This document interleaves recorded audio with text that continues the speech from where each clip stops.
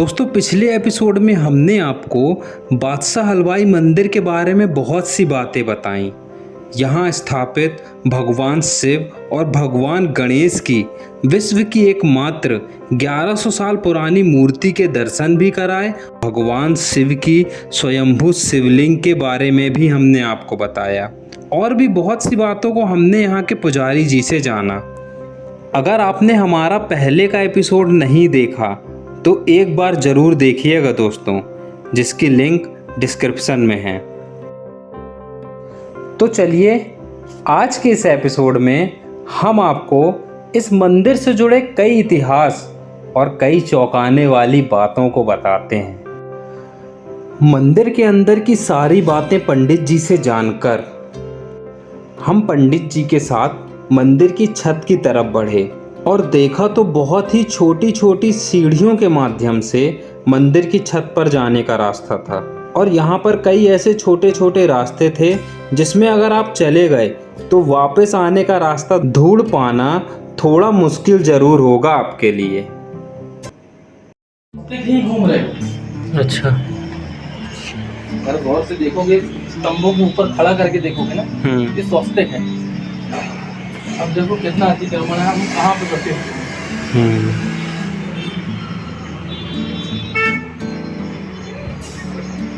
खासियत है आप यहाँ पे ओम शब्द बोलेंगे, यहाँ कुछ और उच्चारण, वहाँ कुछ और। सब में राग परिवर्तन अलग अलग है।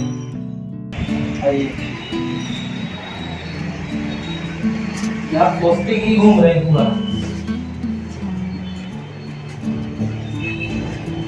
यह है परमदेव। अच्छा, इसी से नागदेव प्रवेश हो जाते हैं मंदिर में।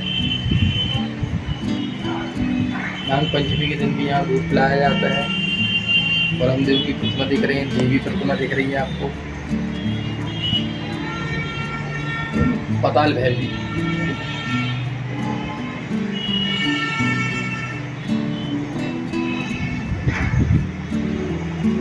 गुफा दिख रही है आपको।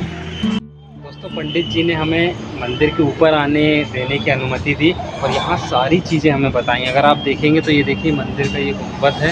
चारों तरफ में जितने भी यहाँ पर मंदिर स्थापित है सभी के गुंबद, और यहाँ से पूरा जबलपुर शहर बहुत ही साफ दिखाई दे रहा है। और इस तरफ में देखेंगे तो आप जैसे जैसे आप गए होंगे तो रानी दुर्गावती जी का जो किला है वहाँ पर जैसी सकरी सकरी सीढ़ियाँ हैं ना, उसी तरह की सीढ़ियाँ आपको यहाँ भी देखने मिलेंगी।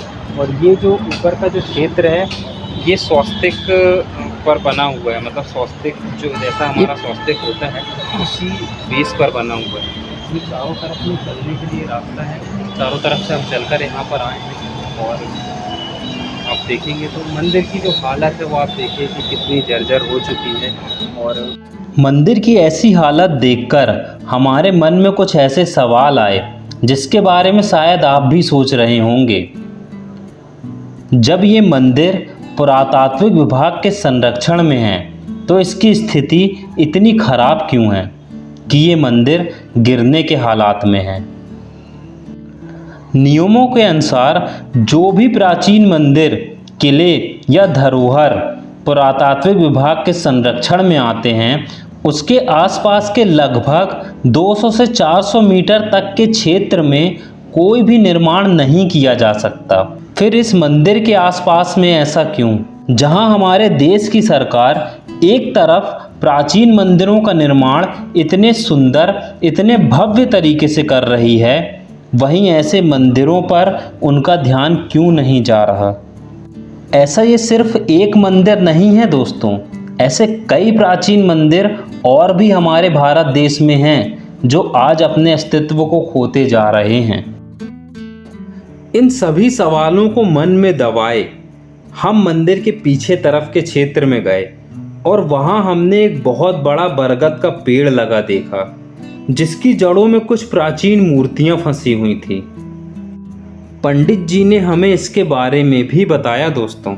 दोस्तों अभी हम मंदिर के जो पीछे वाला क्षेत्र है वहाँ पर हैं। तो देखेंगे आप, तो ये मंदिर है और इसके जो पीछे वाला क्षेत्र है यहाँ पर हमें एक बरगद का पेड़ लगा दिखाई दिया। देखेंगे आप, तो ये बहुत बड़ा पेड़ है और इसके नीचे यहाँ पर ये पाताल भैरवी जी की मूर्ति विराजित है। और कहा जाता है कि जब इस मंदिर का निर्माण किया जा रहा था तो जितनी भी मूर्तियाँ अंदर पर विराजित हैं, जितनी भी मूर्तियाँ अंदर रखी हुई हैं, तो उनका निर्माण यहीं पर किया जाता था। अगर आप इस मंदिर के इनकी जड़ पर देखेंगे तो देखिए, ये जड़ों के नीचे आज भी कई प्राचीन मूर्तियाँ यहाँ पर दबी हुई हैं। ऐसा माना जाता है कि जब मूर्तियों को निर्मित किया जाता था, मूर्तियों को बनाया जाता था, तो जो भी मूर्तियाँ खंडित हो जाती थी या टूट जाया करती थी तो वो यहीं पर रखी थी। और जैसे जैसे ये पेड़ बढ़ता गया तो ये आप अगर देखेंगे तो ये देखिए, ये एक मूर्ति ये विराजित है यहाँ पर, मतलब एक मूर्ति यहाँ पर ये रखी हुई है, एक मूर्ति ये है। ऐसी कई मूर्तियाँ यहाँ पर नीचे पर भी दबी हुई हैं।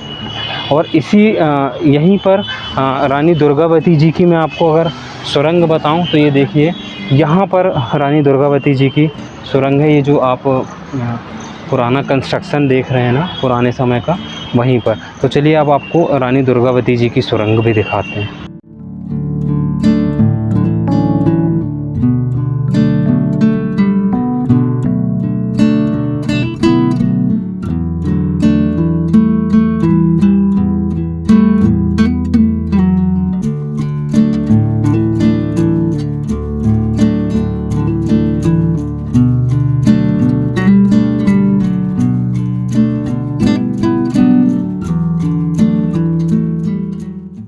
देखिए, ये रानी दुर्गावती जी द्वारा बनाई गई सुरंग है।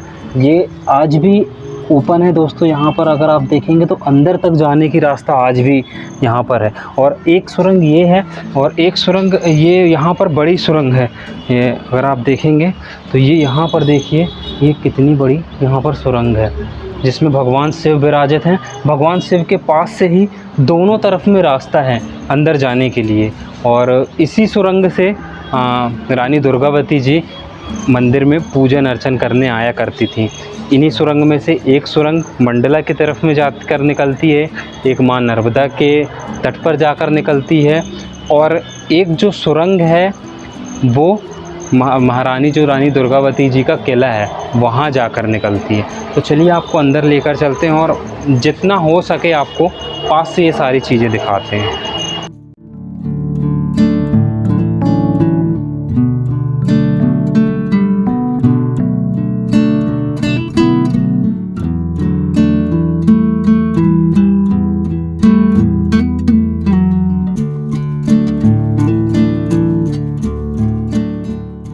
दोस्तों देखिए, एक सुरंग का रास्ता यहाँ पर ये दिखाई दे रहा है हमें, और एक सुरंग का रास्ता इस तरफ में है, और यहाँ पर भगवान शिव विराजित हैं। और इधर पर पीछे अगर आप देखेंगे तो कई प्राचीन मूर्तियाँ यहाँ पर भी स्थापित हैं। और ये देखेंगे तो आप, ये सारा पहाड़ का ही को खोद कर और इन सुरंगों का जिस तरह से निर्माण किया जाता था वो सारी चीज़ें यहाँ पर आपको साफ देखने को मिलेंगी। अगर आपको मैं और पास से दिखा देता हूँ इस सुरंग का जो रास्ता है। तो ये देखिए, ये जो सुरंग है ये आगे तक दिखाई दे रही है, इसका रास्ता आगे तक दिख रहा है। इस तरफ में एक सुरंग ये है, ये भी मतलब इसका भी छोर हमें यहाँ से नहीं दिखाई दे रहा है, ये मतलब आगे तक है। तो यहाँ पर जाना थोड़ा सा हमारे लिए भी हानिकारक हो सकता है, इसलिए हम आपको अंदर नहीं ले जा रहे हैं। रानी दुर्गावती जी के शासन काल में उन्होंने कई सुरंगों का निर्माण करवाया जो आज भी जबलपुर शहर में मौजूद हैं। इन्हीं सुरंगों के माध्यम से रानी दुर्गावती जी युद्ध क्षेत्र में पहुंचा करती थीं। एक ऐसी ही सुरंग के बारे में हमने आपको गौरी शंकर 64 योगिनी मंदिर में बताया था, जब हम वहां के इतिहास को आप सभी को बता रहे थे। जबलपुर में जितने भी प्राचीन मंदिर हैं उन सभी का इतिहास एक दूसरे से जुड़ा हुआ है।